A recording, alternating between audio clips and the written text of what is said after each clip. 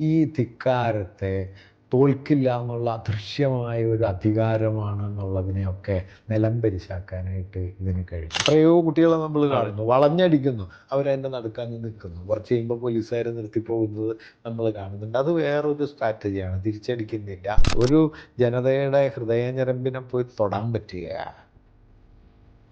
Godi media എന്ന് കുറ്റപ്പെടുത്തുന്ന ചില ദേശീയ മാധ്യമങ്ങളെ വട്ടം കൂടി നിന്ന് ആക്രോശിക്കുകയും സമരത്തിന് ശേഷം ആ മാധ്യമ പ്രവർത്തകനോട് പോയിട്ട് ഞങ്ങൾക്ക് ദേഷ്യം നിങ്ങളോടല്ല കേട്ടോ, നിങ്ങളുടെ മാധ്യമത്തിന്റെ സമീപനത്തിനോടാണ്. അവരെ അടിക്കുന്ന പോലീസും കൂടെ അവർ സൗഹാർദ്ദം കാണിക്കുകയും അവർക്ക് ഈ പറഞ്ഞ പോലെ പൂക്കൾ കൊടുക്കുന്നു, മിഠായി കൊടുക്കുന്നു, സുഖമല്ല അങ്കിൾ ചോദിക്കുന്നു. അങ്ങനെ ഈ അധികാരത്തെ തന്നെ ഒരു നിലയ്ക്ക് അവർ നിർവീര്യമാക്കും. പ്രധാനമന്ത്രി മുതൽ സാധാ അവിടെ നിൽക്കുന്ന പോലീസുകാരെ വരെ അവർ പരിഹസിക്കുകയും ആ പരിഹാസം വലിയൊരു സമരായുധമായിട്ട് മാറുകയും ചെയ്തു. എനിക്ക് തോന്നുന്നില്ല ഇന്ത്യയുടെ രാഷ്ട്രീയ ചരിത്രത്തിൽ ഈ പരിഹാസത്തെ ഇത്ര ഷാർപ്പായി ഉപയോഗിച്ച മറ്റൊരു സന്ദർഭമില്ല. മുദ്രാവാക്യം, ജാഥ, ധർണ, വഴിതടയൽ നമുക്ക് പരിചയമുള്ള ഒന്നുമില്ല. മറിച്ച് പാട്ട് പാടുന്നു, ഡാൻസ് ചെയ്യുന്നു. ഇപ്പോൾ അടിക്കാൻ വരുന്ന പോലീസുകാരുടെ മുമ്പിൽ ജനഗണമന പാടിയിട്ട് അവരെ കുറച്ചു നേരം നിശ്ചലരായിട്ട് നിർത്തുന്നു. ഇങ്ങനെ വളരെ ഭാവനാത്മകമായ ഒരു കൊച്ചു 27 വയസ്സുള്ള ഒരു പെൺകുട്ടി വന്നിട്ടാണല്ലോ ഈ സാധനം തടയുന്നത്. ഒരു ബലപ്രയോഗവും ഇല്ല, പക്ഷേ ഭയങ്കര ആത്മധൈര്യമാണ്. ആളുകളുടെ ഉള്ളിലുണ്ടായിരുന്ന ഒരു ജനാധിപത്യ ബോധത്തെ പെട്ടെന്ന് ഉണർത്തിക്കൊണ്ടുവരാനായിട്ട് ഈ സമരത്തിന് കഴിഞ്ഞു എന്നുള്ളതാണ് ഞാൻ കാണുന്ന ഏറ്റവും വലിയ ഗുണം. അഭിജിത്ത് ദീപ്ക്ക് അവസാനം പറയുന്നുണ്ടല്ലോ, എന്നെ നിങ്ങൾ ഹീറോ ആക്കരുത്, ഒരാളെ ഹീറോ ആക്കിയതിൻ്റെ കഷ്ടപ്പാടാണ് ഇപ്പം നമ്മൾ സഹിച്ചുകൊണ്ടിരിക്കുന്നത്. അത് വലിയൊരു പൊളിറ്റിക്കൽ സ്റ്റേറ്റ്മെൻറ്റാണ്.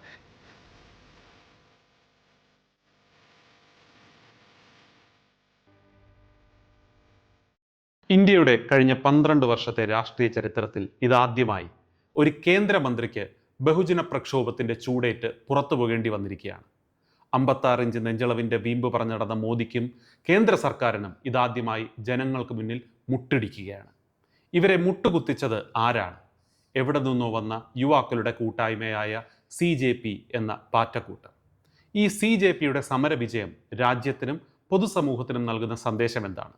ഈ വിഷയം ഇന്ന് നമ്മളോട് സംസാരിക്കുന്നത് വാഗ്മിയും എഴുത്തുകാരനും അധ്യാപകനുമായ ഡോക്ടർ സുനിൽ പി ഇളയിടം. സ്വാഗതം സാർ. നമസ്കാരം. ആദ്യം തന്നെ മാഡത്തിനോട് സംസാരിച്ചതിന് നന്ദി. സന്തോഷം. മാഷെ, ഞാൻ ഇപ്പോൾ ഇൻ്റർവ്യൂവിൽ പറഞ്ഞതുപോലെ ഒട്ടും പ്രതീക്ഷിക്കാതെ എവിടെ നിന്നോ കൂടി വന്നു ചേർന്ന ഒരു പാറ്റക്കൂട്ടം. ആ പാറ്റക്കൂട്ടത്തിൻ്റെ പ്രക്ഷോഭത്തിന് മുന്നിലാണ് 56 ഇഞ്ച് നെഞ്ചളവിൻ്റെ ഗരിമ പറഞ്ഞു നടന്ന മോദിയുടെ സർക്കാരിനും അടിയറവ് പറയേണ്ടി വന്നിരിക്കുന്നത്. ഇത് ഈ രാജ്യത്തിന് നൽകുന്ന സന്ദേശം എന്താണ്?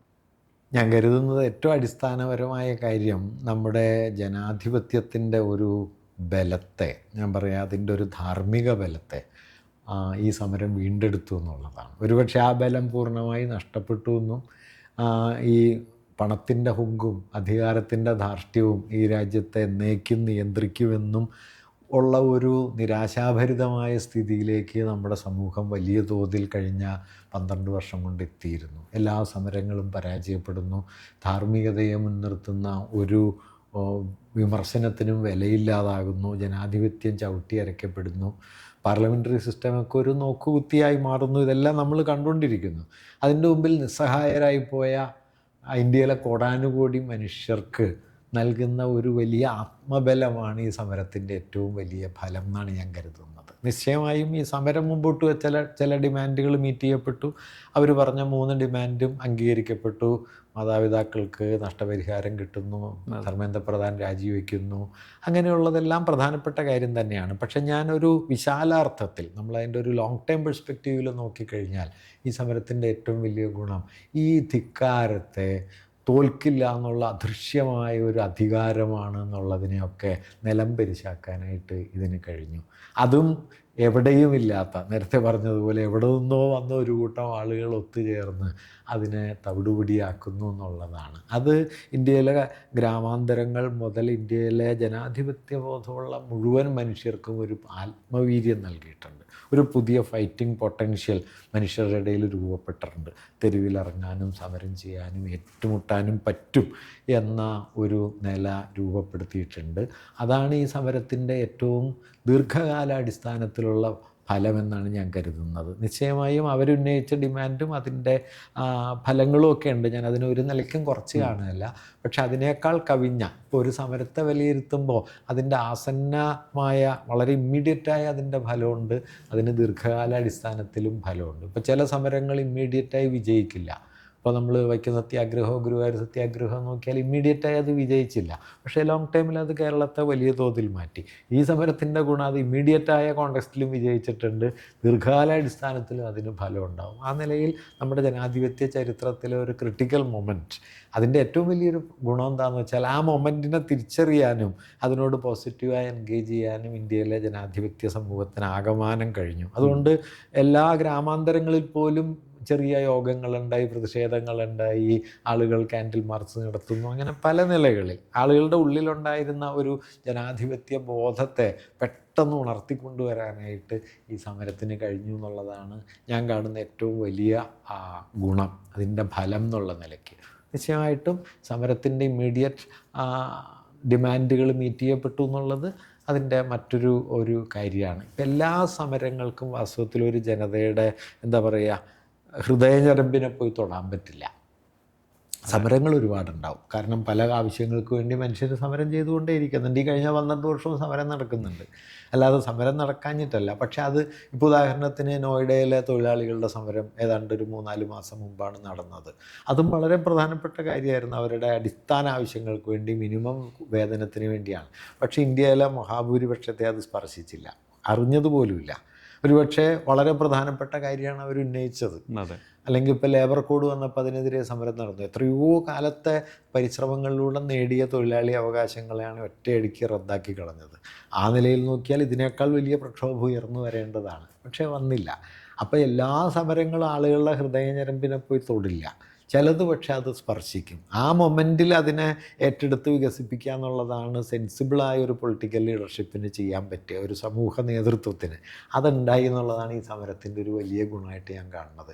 അല്ലാതെ എല്ലാം ശരിയായി വരുന്ന ഒരു സമര സന്ദർഭം വരട്ടെ എന്ന് കരുതി കാത്തിരുന്നത് നിങ്ങൾക്കൊന്നും ചെയ്യാൻ പറ്റില്ല. You have to intervene. അത് നടന്നു. പക്ഷേ ഇപ്പോൾ ഈ ഇൻ്റർവെൻഷനെ കുറിച്ച് പറഞ്ഞു, ഇതേപോലുള്ള നിരവധി ഐക്കോണിക് ആയിട്ടുള്ള മൊമെൻറ്റ്സ് നമ്മൾ റീലുകളിലും മറ്റ് ചിത്രങ്ങളായിട്ടും കാണുന്ന ഒരുപാട് മൊമെൻറ്റ്സ് നമുക്ക് സമ്മാനിച്ച ഒരു സമരമാണ് കഴിഞ്ഞത്. അതിപ്പോൾ മുംബൈയിലെ പോലീസ് ബസ് തടഞ്ഞു നിർത്തുന്ന സ്ത്രീയാണെങ്കിലും തങ്ങളെ മർദ്ദിക്കുന്ന പോലീസുകാരോട് നിങ്ങൾ വീട്ടിൽ പോയിട്ട് നിങ്ങളോട് മക്കളോട് പറയണം കേട്ടോ, ഞങ്ങൾ കൊച്ചുകുട്ടികളെ അടിച്ചിട്ടാണ് വരുന്നത്.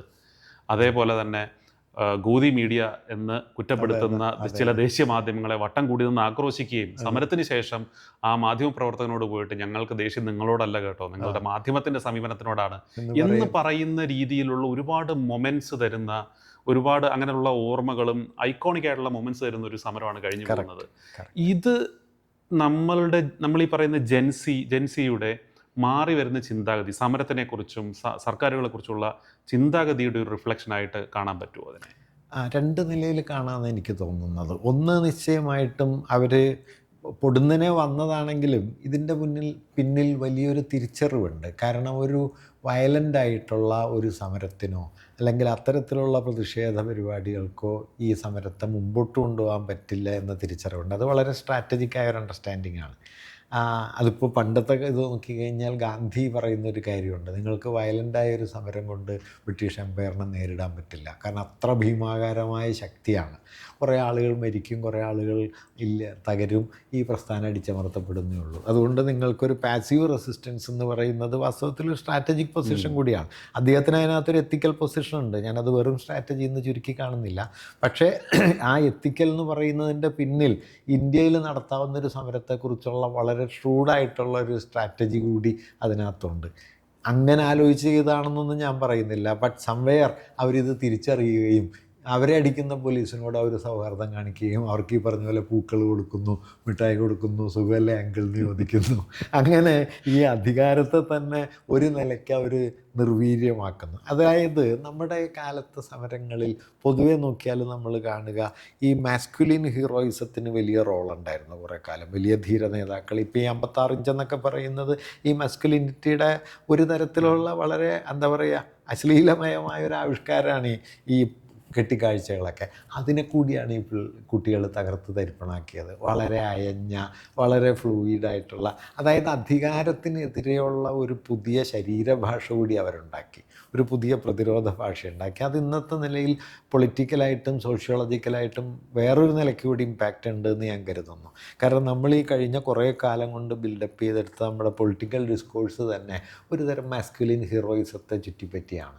അതിനെ ഒരു മാറ്റുന്നു, എന്നിട്ട് അവർ വളരെ ഫ്ലൂയിഡായിട്ടുള്ള ഒരു ഐഡൻറ്റിറ്റിയൊക്കെ മുമ്പോട്ട് വയ്ക്കുകയും സമരത്തെ തന്നെ വേറൊരു നിലയിൽ ആവിഷ്കരിക്കുകയും ചെയ്യുന്നു. അപ്പോൾ അതിൽ വാസ്തവത്തിൽ മാറി വരുന്ന നമ്മുടെ ഒരു സോഷ്യൽ അണ്ടർസ്റ്റാൻഡിങ് ഉണ്ട്. ഇപ്പോൾ ഈ ജൻസിയെ നോക്കിയാൽ, അല്ലെങ്കിൽ ഇപ്പോൾ യങ്ങർ ജനറേഷനെ നോക്കിയാൽ, അവർക്ക് പഴയതുപോലെ വലിയ പൗരുഷ അഹങ്കാരങ്ങളൊന്നുമില്ല, ആൺകോയ്മയുടെ വലിയ കെട്ടിക്കാഴ്ചകളൊന്നുമില്ല. അവരൊരു സാധാരണ മനുഷ്യരായിട്ട് നിൽക്കുന്നു. ഇപ്പം തന്നെ അഭിജിത്ത് ദീപ്ക്ക് അവസാനം പറയുന്നുണ്ടല്ലോ, എന്നെ നിങ്ങൾ ഹീറോ ആക്കരുത്, ഒരാളെ ഹീറോ ആക്കിയതിൻ്റെ കഷ്ടപ്പാടാണ് ഇപ്പം നമ്മൾ സഹിച്ചുകൊണ്ടിരിക്കുന്നത്. അത് വലിയൊരു പൊളിറ്റിക്കൽ സ്റ്റേറ്റ്മെൻറ്റാണ്. കാരണം ഇങ്ങനെയല്ല ഹീറോയിസം വർക്ക് ചെയ്യേണ്ടതെന്നുള്ളത് പുതിയൊരു തിരിച്ചറിവാണ്. അപ്പോൾ ആ തിരിച്ചറിവ് ഈ സമരത്തിൻ്റെ എല്ലാ സന്ദർഭങ്ങളിലും ഉണ്ട്. പിന്നൊരു കാര്യം, ഏത് തരത്തിലുള്ള അധികാരപ്രയോഗത്തോടും ഇടഞ്ഞു നിൽക്കാനുള്ള ഒരു ആത്മബലം. ഇപ്പോൾ പോലീസ് അടിച്ചു എന്നുള്ളത് കൊണ്ട് ഒന്നും സംഭവിക്കുന്നില്ല, അവിടെ നിന്ന് തല്ലുകൊള്ളുന്നു. അത്രയോ കുട്ടികളെ നമ്മൾ കാണുന്നു, വളഞ്ഞടിക്കുന്നു, അവരതിൻ്റെ നടുക്കങ്ങ് നിൽക്കുന്നു, കുറച്ച് കഴിയുമ്പോൾ പോലീസുകാർ നിർത്തിപ്പോകുന്നത് നമ്മൾ കാണുന്നുണ്ട്. അത് വേറൊരു സ്ട്രാറ്റജിയാണ്, തിരിച്ചടിക്കുന്നില്ല. പിന്നെ ഏറ്റവും വിശാലമായ അർത്ഥത്തിൽ ഇന്ത്യ പോലൊരു സന്ദർഭത്തിൽ ഭരണകൂടത്തോട് ഇടഞ്ഞു നിൽക്കാൻ ഉള്ള ഒരു വഴി ഒരുപക്ഷെ ഇതാണ്. നിങ്ങൾക്ക് വയലൻ്റായിട്ട് ഇന്ത്യൻ ഭരണകൂടത്തോടെ എത്രത്തോളം ഏറ്റുമുട്ടാൻ പറ്റും എന്നത് വളരെ വളരെ പ്രയാസകരമാണ്. അതിനുള്ള സംവിധാനങ്ങളൊന്നും ഈ കുഞ്ഞുങ്ങളെ സംബന്ധിച്ച് ഇല്ല. അതുകൊണ്ട് അവർ വാസ്തവത്തിൽ വേറെ അവർക്ക് പറ്റുന്നതും ഒരുപക്ഷെ ഈ കാലത്തിന് സ്വീകാര്യവുമായതായ ഒരു പ്രതിരോധ രീതി എടുത്തു. പിന്നെ ഈ പറഞ്ഞ പോലെ എന്താ പറയുക, വളരെ ഷാർപ്പായ പരിഹാസം ഉപയോഗിച്ചല്ലോ. ഒരുപക്ഷെ ഇതിൽ ഉപയോഗിക്കപ്പെട്ട ഏറ്റവും വലിയ ആയുധം എന്ന് പറയുന്നത് പരിഹാസമാണ്. അത് പ്രധാനമന്ത്രി മുതൽ സാധാ അവിടെ നിൽക്കുന്ന പോലീസുകാരെ വരെ അവർ പരിഹസിക്കുകയും ആ പരിഹാസം വലിയൊരു സമരായുധമായിട്ട് മാറുകയും ചെയ്തു. എനിക്ക് തോന്നുന്നില്ല ഇന്ത്യയുടെ രാഷ്ട്രീയ ചരിത്രത്തിൽ ഈ പരിഹാസത്തെ ഇത്ര ഷാർപ്പായി ഉപയോഗിച്ച മറ്റൊരു സന്ദർഭമില്ല. ഇപ്പോൾ സ്വാതന്ത്ര്യ സമരമായാലും അടിയന്തരാവസ്ഥയ്ക്കെതിരായ സമരമായാലും ഒരുപാട് സമരങ്ങൾ നമ്മൾ കണ്ടിട്ടുണ്ട്. പക്ഷേ ഈ ഫലിതത്തെയും നൃത്തത്തെയും ഒക്കെ ഉപയോഗിച്ചുകൊണ്ടുള്ള അതും നമ്മൾ പരിശോധിക്കേണ്ടതാണ്. അങ്ങനെ ഈ എന്താ പറയുക, ഈ നിലയിൽ സമരത്തിൻ്റെ ഒരു ആവിഷ്കാര രീതിയെ മാറ്റി, ഞാൻ കരുതുന്നത് അത് സമരത്തിൻ്റെ ആവിഷ്കാര രീതി മാത്രമല്ല, നമ്മുടെ ഒരു സോഷ്യൽ എക്സിസ്റ്റൻസിനെ കുറിച്ചുള്ള നമ്മുടെ ധാരണകളെയും ഒരു നിലയ്ക്ക് അത് അഴിക്കുന്നുണ്ട്. ഞാൻ ഈ നേരത്തെ തുടക്കത്തിൽ പറഞ്ഞ ഈ മാസ്കുലിനിറ്റിയെക്കുറിച്ചുള്ള നമ്മളുടെ അബോധത്തിലും ബോധത്തിലും ഒക്കെ ദീർഘകാലമായിട്ട് ഉറച്ചു നിൽക്കുന്ന ധാരണകളെ കൂടി അത് ഒന്ന് ഒലച്ചിട്ടുണ്ട്. ഇപ്പം അവിടെ നോക്കുമ്പോൾ ഒരു കൊച്ചു 27 വയസ്സുള്ള ഒരു പെൺകുട്ടി വന്നിട്ടാണല്ലോ ഈ സാധനം തടയുന്നത്. ഒരു ബലപ്രയോഗവും ഇല്ല, പക്ഷേ ഭയങ്കര ആത്മധൈര്യമാണ്. അല്ലെങ്കിൽ അടിക്കുന്ന കൂട്ടുകാരിയെ ചേർത്തുകൊണ്ട് വേറൊരു പെൺകുട്ടിയാണല്ലോ വരുന്നത്. അത് വലിയ പോലീസിനോടാണ് ഏറ്റുമുട്ടുന്നത്. പക്ഷേ അതിലൊരു വേറൊരു തരത്തിൽ എന്താ പറയുക, നമ്മുടെ ദേശീയ സ്വാതന്ത്ര്യ സമരത്തിലൊക്കെ വികസിച്ച് വന്ന, ഞാൻ ആ അടികൊള്ളുന്ന സീനൊക്കെ കണ്ടപ്പോൾ ദണ്ഡിയ സമരത്തിൻ്റെ ഉപ്പു സത്യാഗ്രഹത്തിൻ്റെ സമയത്തൊക്കെ മനുഷ്യർ ഇതുപോലെ അടികൊള്ളുന്നുണ്ട്. ആളുകൾ വരുന്നു, പോലീസ് അടിക്കുന്നു, അവർ തല ഒഴിഞ്ഞു വീഴുന്നു, അടുത്ത ആൾ വരുന്നു, അടികൊള്ളുന്നു. ഇങ്ങനെ അടി നിരന്തരം കൊള്ളുന്നൊരു സന്ദർഭം അന്നുണ്ട്. അതിൻ്റെയൊക്കെ ഏതോ തരത്തിലുള്ള തുടർച്ചയും നമുക്ക് കാണാനായിട്ട് കഴിയും. അപ്പം വാസ്തവത്തിൽ നമ്മുടെ പൊളിറ്റിക്കൽ പ്രാക്ടീസിനെ തന്നെ റീഇമാജിൻ ചെയ്യുന്ന ഒരു സന്ദർഭം കൂടിയായിട്ട്, അങ്ങനെ പല നിലകളിൽ ഇത് നമുക്ക് ഒരു പാഠം തരുന്നുണ്ട് എന്നാണ് ഞാൻ കരുതുന്നത്. വാസ്തവത്തിൽ ഇന്ത്യയിലെ പൊളിറ്റിക്കൽ പാർട്ടീസ് വളരെ ശ്രദ്ധാപൂർവം കാണേണ്ട ഒരു കാര്യമാണ്. പക്ഷെ ഒരു കാര്യം ഞാൻ പറയാം കേട്ടോ, അങ്ങനെയൊക്കെ ആകുമ്പോൾ തന്നെ എല്ലാ സന്ദർഭങ്ങളിലും ഇത്തരത്തിലുള്ളൊരു ക്രിട്ടിക്കൽ മൊമെൻ്റ് ഉണ്ടാവണമെന്നൊന്നുമില്ല. അതുകൊണ്ട് നമ്മൾ പൊളിറ്റിക്കൽ മൂവ്മെൻറ്റിൻ്റെ വേറൊരു നിലയിലുള്ള പ്രസക്തിയെ കുറച്ച് കാണാനും പാടില്ല. കാരണം എല്ലായ്പ്പോഴും ആൾക്കൂട്ടം ഉണർന്നു വന്ന് അടിസ്ഥാന പ്രശ്നങ്ങൾ ഉന്നയിച്ച് സമരം ചെയ്യുകയൊന്നുമില്ല. ഇതിന് പല കാരണങ്ങളുണ്ട്. പക്ഷേ എന്ത് കാരണം കൊണ്ടായാലും അത് വളരെ പ്രധാനപ്പെട്ടതായി മാറി എന്നുള്ളതിന് നമുക്ക് തള്ളിക്കളയാൻ പറ്റില്ല. ഇപ്പം നമ്മൾ അല്ലാതെ ഇതിനെ എന്താ പറയുക, ഇതൊരേ ഒരു മാതൃകയാണ് എന്ന മട്ടിൽ ഇതിനെ കാണുകയും വേണ്ട. അത് സസ്റ്റെയിൻ ചെയ്യാനായിട്ട് പ്രയാസമാണ്. ബട്ട് ഇതിൻ്റെ വലിയൊരു പ്രാധാന്യം തുടരുന്നു എന്നാണ്. അപ്പോൾ അതുകൊണ്ട് നോക്കണം. അതായത് ഇതിലെനിക്ക് തോന്നിയ ഒരു കാര്യം എന്താണെന്ന് വെച്ച് കഴിഞ്ഞാൽ, ഒരു മൊമെൻറ്റിൽ എങ്ങനെയാണ് ഇടപെടേണ്ടത്, ഇൻ്റർവ്യൂൻ ചെയ്യേണ്ടത് എങ്ങനെയാണ്, ഒരു സോഷ്യൽ ഇമാജിനേഷൻ എങ്ങനെയാണ് സ്പർശിക്കുക. ഞാൻ നേരത്തെ പറഞ്ഞില്ലേ, ഒരു ജനതയുടെ ഹൃദയഞരമ്പിനെ പോയി തൊടാൻ പറ്റുക. അപ്പോൾ അത് പഴയ കാലം നോക്കിക്കഴിഞ്ഞാൽ ഗാന്ധിക്ക് പറ്റിയിരുന്നു. ഒരു മൊമെൻ്റ് വരുന്നു. പുള്ളി അതിനകത്ത് അപ്പോൾ ഈ ഉപ്പ് സത്യാഗ്രഹത്തെക്കുറിച്ച് ഞാൻ വായിച്ചൊരു കാര്യമുണ്ട്. ഉപ്പ് സത്യാഗ്രഹത്തിൻ്റെ ഒരാശയം ഗാന്ധി പറഞ്ഞപ്പോൾ AICCയിലൊന്നും കാര്യമായ പിന്തുണ ഉണ്ടായില്ല. കാരണം എന്താണെന്ന് വെച്ച് കഴിഞ്ഞാൽ അവർ പറഞ്ഞത് ഒരു നാഷണൽ സ്ട്രഗിളിന് കുറച്ചുകൂടി എന്തെങ്കിലും ഗൗരവമുള്ളൊരു ഇഷ്യൂ വേണ്ടേ, അല്ലാതെ ഉപ്പിന് നികുതി എന്നൊക്കെ പറഞ്ഞു കഴിഞ്ഞാൽ അത്ര ചെറിയൊരു കാര്യമല്ലേ. അപ്പോൾ ഗാന്ധി അതിന് പറഞ്ഞൊരു മറുപടി എന്താ വെച്ചാൽ അവസാനത്തെ ആൾക്കും മനസ്സിലാവണം, അവസാനത്തെ ആളെയും സ്പർശിക്കണം, അല്ലാതെ ബ്രിട്ടൻ ഇന്ത്യ വിട്ടു പോകാമെന്നൊക്കെ പറഞ്ഞു കഴിഞ്ഞാൽ അത് ഇന്ത്യയിലെ കോടാനുകോടി മനുഷ്യർക്കൊരു വലിയ പ്രശ്നമൊന്നുമല്ല. പൊളിറ്റിക്കലി വിജിലൻ്റായ ആളുകളെയാണ്. പക്ഷേ ഉപ്പ് എന്ന് പറഞ്ഞു കഴിഞ്ഞാൽ എല്ലാവരെയും തൊടും എന്ന് പുള്ളി അന്ന് പറയുന്നുണ്ട്. അതുപോലെ എല്ലാ മനുഷ്യരെയും ഏതോ നിലയിൽ സ്പർശിച്ചൊരു വിഷയമാണ് ഈ പരീക്ഷാ ക്രമക്കേടെന്ന് പറയുന്നത്. കാരണം ഇന്ത്യൻ മിഡിൽ ക്ലാസ്, ഇന്ത്യയിലെ ലോവർ ക്ലാസ്, ഇവരെല്ലാം അവരുടെ ഒരു സോഷ്യൽ അപ്വേർഡ് മൊബിലിറ്റിയുടെ അടിസ്ഥാനമായി കാണുന്നത് പരീക്ഷകൾ, ജോലി, അങ്ങനെയുള്ള കാര്യമാണ്. അതിന് മേൽത്തട്ട് മുതൽ കീഴ്ത്തട്ട് വരെയുള്ള മനുഷ്യരെ സ്പർശിക്കുന്ന ഒരു പോയിൻ്റ് അതിനകത്തുണ്ട്. കാരണം ഏറ്റവും എന്താ പറയുക, ഏറ്റവും ദരിദ്രമായി ജീവിക്കുന്ന ആദിവാസി സമൂഹങ്ങളിൽപ്പെട്ട അങ്ങനെയുള്ള കുറച്ച് ആളുകളെ മാറ്റിവെച്ചാൽ ബാക്കി മഹാഭൂരിപക്ഷത്തിൻ്റെയും മനസ്സിൽ ഒരു പ്രവേശന പരീക്ഷ, ഒരു PSC ടെസ്റ്റ്, ഒരു ജോലി എന്നൊരു പ്രതീക്ഷ എങ്ങനെയോ നിൽക്കുന്നുണ്ട്. അതൊരു വലിയ ഒരു ഉട്ടോപ്പിയാണ്. എന്നാലും ആ ഉട്ടോപ്പിയ ഇന്ത്യയിൽ ദീർഘകാലമായി നിലനിൽക്കുന്നുണ്ട്. അതാണ് പൊട്ടുന്നത്. അത് ഇന്ത്യയിലെ എല്ലാ സ്ട്രാറ്റയിലും പെട്ട മനുഷ്യരെ സ്പർശിച്ചിട്ടുണ്ട്. ആ മൊമെൻ്റ് തിരിച്ചറിയാൻ പറ്റി. ഇപ്പോൾ പാറ്റ എന്ന് പറഞ്ഞ എൻ്റെ പിറ്റേ ദിവസം അഭിജിത്ത് ദീപികയുടെ ആദ്യത്തെ മറ്റേ അയാളുടെ ഇൻസ്റ്റഗ്രാമിലെ പോസ്റ്റ് എന്ന് പറയുന്നത് എല്ലാ പാറ്റകളും ഒരുമിച്ചാൽ എന്ത് സംഭവിക്കും എന്നാണ്. അത് ചെറിയൊരു ചോദ്യമല്ല. കാരണം തങ്ങൾ ഇൻസൾട്ടഡ് ആണെന്ന് ഇന്ത്യയിലെ മഹാഭൂരിപക്ഷം മനുഷ്യരും ഏതോ നിലയിലൊക്കെ മനസ്സിലാക്കുന്നുണ്ട്. ആ ഇൻസൾട്ടിനെ അവർ പെട്ടെന്നൊരു രാഷ്ട്രീയ ഊർജ്ജമാക്കി മാറ്റി എന്നുള്ളതാണ്. അത് വലിയൊരു പൊളിറ്റിക്കൽ ഇമാജിനേഷനാണ് എന്നതാണ് കാരണം. പിന്നെ അത് അങ്ങനെ ആകാൻ പോകുന്നൊരു ഹിസ്റ്റോറിക്കൽ സിറ്റുവേഷൻ ഉണ്ടായിരുന്നു. കാരണം ഈ സമരമുദ്രാവാക്യത്തിനുള്ളൊരു ഗുണം എന്താണെന്ന് വെച്ച് കഴിഞ്ഞാൽ ഓൾമോസ്റ്റ് എല്ലാവർക്കും ഐഡൻറ്റിഫൈ ചെയ്യാവുന്നൊരു സ്ലോഗനാണ്. അതേസമയം ഇപ്പോൾ നിങ്ങൾ കമ്മ്യൂണലിസത്തിനെതിരായിട്ടാണ് ഒരു പൊസിഷൻ എടുക്കണമെങ്കിൽ ഒരു പക്ഷേ പലർക്കും ഇതുപോലെ ചേരാൻ പറ്റില്ല. അല്ലെങ്കിൽ നിയോ ലിബറൽ പോളിസിക്കെതിരായിട്ടാണെങ്കിൽ ചിലപ്പോൾ ആളുകൾ ഉണ്ടാവില്ല. അങ്ങനെ പലതും ഒഴിഞ്ഞു പോകാം. ഈ മുദ്രാവാക്യത്തിൻ്റെ ഗുണം അതെല്ലാവരെയും കൂട്ടിയിണക്കുന്ന ഒരു മുദ്രാവാക്യമാണ് എന്നുള്ളതാണ്. അത് ക്യാപ്ചർ ചെയ്തു എന്നുള്ളത് വലിയൊരു കാര്യമാണ്. ഇപ്പോൾ അത്തരത്തിലുള്ളൊരു മുദ്രാവാക്യം മുന്നോട്ട് വയ്ക്കുകയും വളരെ സക്സസ്ഫുള്ളായിട്ട് തന്നെ സമരത്തിൻ്റെ ആദ്യഘട്ടം പൂർത്തീകരിക്കുകയും ചെയ്തു. CJP എന്ന് പറയുന്ന സംഘടനയ്ക്ക് അല്ലെങ്കിൽ കൂട്ടായ്മയ്ക്ക് ഇന്ത്യയുടെ രാഷ്ട്രീയ പ്രതലത്തിൽ ഉള്ള ഭാവി എന്തായിരിക്കും? അല്ലെങ്കിൽ 29 എന്ന് പറയുന്ന ഒരു പ്രധാനപ്പെട്ട തെരഞ്ഞെടുപ്പിലേക്ക് രാജ്യം കടക്കുകയാണ്. അങ്ങനെയുള്ള ഒരുപാട് കാര്യങ്ങൾ വരാൻ പോകുന്ന വർഷങ്ങളാണ്. ആ ഒരു നിലയ്ക്ക് CJP എന്ന് പറയുന്ന കൂട്ടായ്മയുടെ ഒരു ഭാവി മാഷ് എങ്ങനെയാണ് കാണുന്നത്? അല്ല, ഇതിൻ്റെ ഒരു ഭാവിയെ പ്രവചിക്കൽ അത്ര എളുപ്പമല്ല. കാരണം ഇതൊട്ടും ഓർഗനൈസ്ഡ് അല്ല, ഒരു ഓർഗനൈസേഷണൽ ഫ്രെയിംവർക്ക് ഇല്ല, ആളുകളുടെ സ്വേച്ഛാപൂർണമായിട്ടുള്ള ഒരു ഒത്തുചേരലാണല്ലോ ഇത്. അങ്ങനെ ഒരു ഒത്തുചേരലിന് ദീർഘകാലാടിസ്ഥാനത്തിലുള്ള ഒരു സംഘടനയ്ക്ക് അത് പോരാ.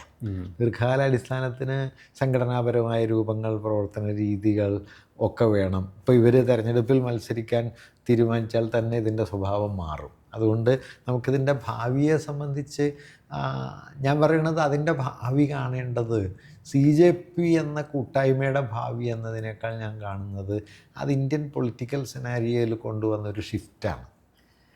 അത് ഈ സംഘടന ഇനി തുടർന്നാലും ഇല്ലെങ്കിലും ഒരു പ്രശ്നമില്ല എന്നാണ് ഞാൻ പറയുന്നത്. തുടരണം എന്ന് തന്നെയാണ് എൻ്റെ ഒരു ആഗ്രഹം.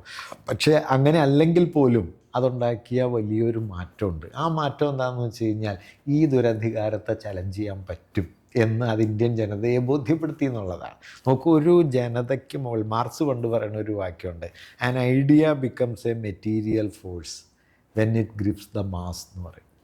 ജനങ്ങൾക്ക് മേൽ പിടിമുറുക്കിയാൽ പിന്നെ ഒരാശയം അതിൽ തന്നെ ഭൗതിക ശക്തിയാണ്. അങ്ങനെ ഒരു ഭൗതിക ശക്തിയെ ഇന്ത്യൻ ജനതയ്ക്ക് നൽകാൻ ഈ സമരത്തിന് കഴിഞ്ഞു, ഈ കൂട്ടായ്മയ്ക്ക് കഴിഞ്ഞു. അതതിൻ്റെ ചരിത്രത്തിലെ പ്രധാനപ്പെട്ട ദൗത്യമാണ്. ഇനി ഇതിൻ്റെ തുടർച്ച എന്ന് പറയുന്നത് ഇവർ സംഘടനാ രൂപത്തിലേക്ക് പോകുന്നതൊന്നും അത്ര എളുപ്പമുള്ള കാര്യമായിരിക്കില്ല. കാരണം വളരെ വ്യത്യസ്തങ്ങളായ സാമൂഹ്യ വീക്ഷണങ്ങളുള്ളവരാണ്, സാമൂഹ്യ വർഗങ്ങളിൽ നിന്ന് വരുന്നവരാണ്. ഇപ്പോൾ ഏറ്റവും കീഴ്ത്തട്ടിലെ തൊഴിലാളികളുടെ മക്കളുണ്ട്, ഇടത്തരക്കാരുണ്ട്, അപ്പർ ക്ലാസ് എന്ന് വിളിക്കാവുന്ന ആളുകളുണ്ട്. ഞാൻ നേരത്തെ പറഞ്ഞില്ല, അവരെ മുഴുവൻ യുണൈറ്റ് ചെയ്യുന്നൊരു പോയിൻ്റ് ഈ സമരത്തിലുണ്ട്. അത് ഈ പരീക്ഷാ ക്രമക്കേട് എന്നുള്ളതാണ്. അതിൽ ഇവർ ഒരുമിച്ച് നിൽക്കുന്നത് പോലെ മറ്റ് പോയിന്റുകളിൽ ഇവർക്ക് ഒരുമിച്ച് നിൽക്കാൻ പറ്റണമെന്നില്ല. ഇപ്പോൾ ഉദാഹരണത്തിന് കീഴ്ത്തട്ടിലെ മനുഷ്യർക്ക് നിയോ ലിബറൽ എക്കണോമിക് പോളിസിയോട് വിമർശനങ്ങളുണ്ടാവും. കാരണം അവരതിൻ്റെ ദുരിതം അനുഭവിക്കുന്നവരാണ്. 500 രൂപ പ്രതിദിനം കൂലി കിട്ടുന്ന എത്രയോ കോടാനുകോടി മനുഷ്യർ, അസംഘടിത തൊഴിലാളികൾ ഇന്ത്യയിലുണ്ട്.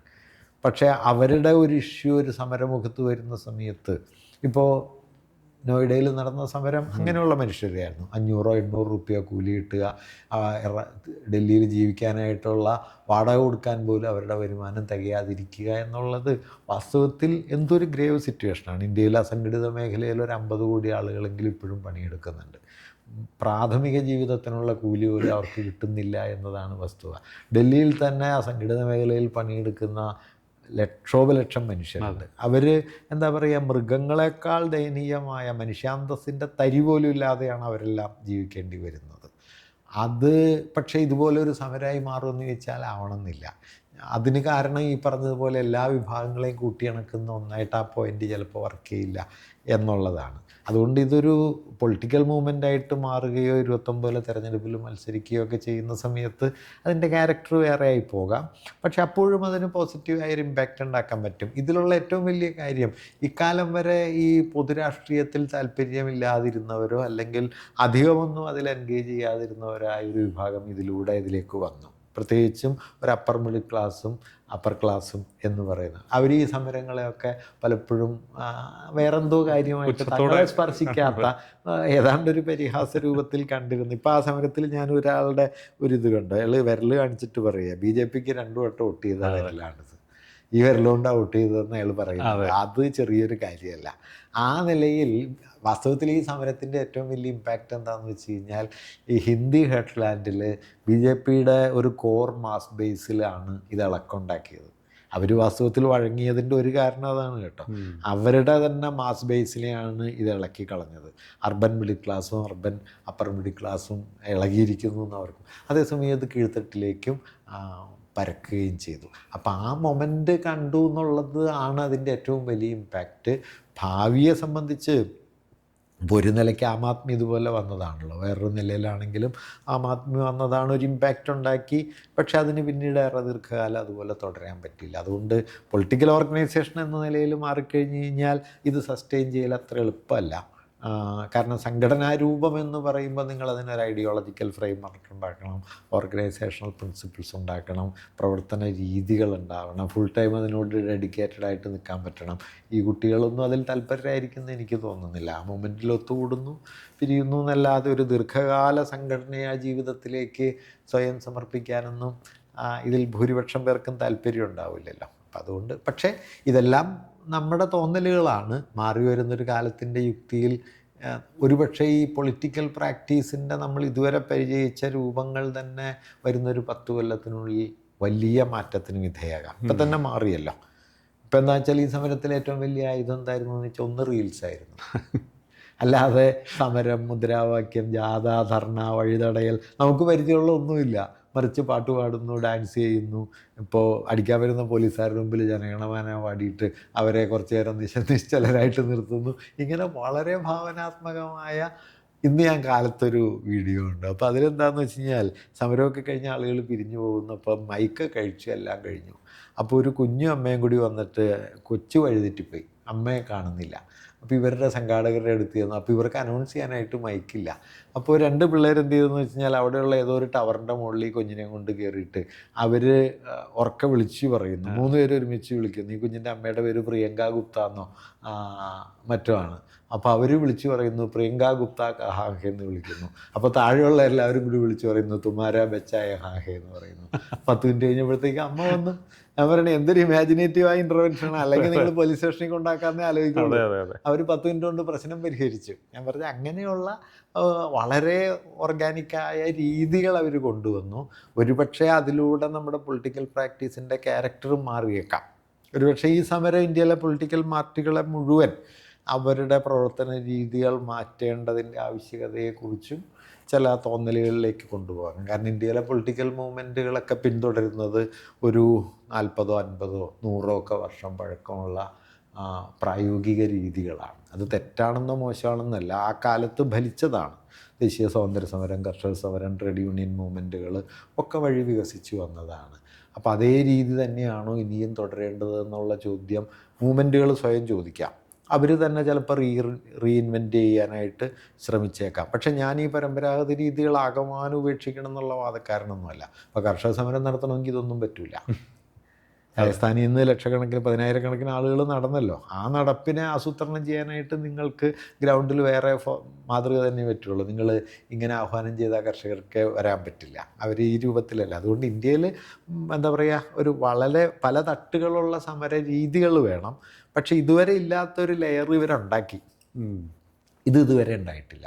ആ ലെയറാണ് ഒരു പക്ഷേ ഈ ജനറേഷനോട് എൻഗേജ് ചെയ്യുക. അപ്പം നമുക്കൊരു പുതിയ സമരതന്ത്രം കൂടി, സമര രീതി കൂടി സംഭാവന ചെയ്തു എന്ന് പറയാം. അത് തുടരുന്നതാണ് എനിക്ക് തോന്നുന്നത്. അത് നമ്മുടെ ഇപ്പോൾ ദീർഘകാലമായി തുടരുന്ന സംഘടനകൾക്ക് തന്നെ അവരെ ഇൻകോർപ്പറേറ്റ് ചെയ്യേണ്ടി വരും. ഈ രീതികളെ കുറേ കൂടി സ്വാംശീകരിക്കേണ്ടി വരും. പക്ഷേ മറ്റ് രീതികളും പൂർണ്ണമായിട്ട്, ഇപ്പോൾ ഞാൻ പറയുക, ഒരു റേഷൻ കടയ്ക്ക് മുമ്പിലുള്ളൊരു ധർണയ്ക്ക് ഇപ്പോഴും പ്രസക്തി ഉണ്ടെന്ന് തന്നെയാണ് എനിക്ക് തോന്നണേ. കാരണം അത് ഇമ്മീഡിയറ്റായൊരു പ്രശ്നമാണല്ലോ. അതിന് നമുക്ക് ഈ പറഞ്ഞ കാര്യങ്ങൾ മാത്രം മതിയാവില്ല. എങ്കിലും ഒരു പുതിയ വഴി തുറക്കുന്നു. അതാണ് അതിൻ്റെ ഭാവിയെ സംബന്ധിച്ച് ഞാൻ കാണുന്നൊരു കാര്യം. മറ്റത് നമുക്ക് സംഘടനാ രൂപത്തിൽ അത് എത്രത്തോളം ആവുന്നുള്ളത് ഡിപ്പെൻസ്.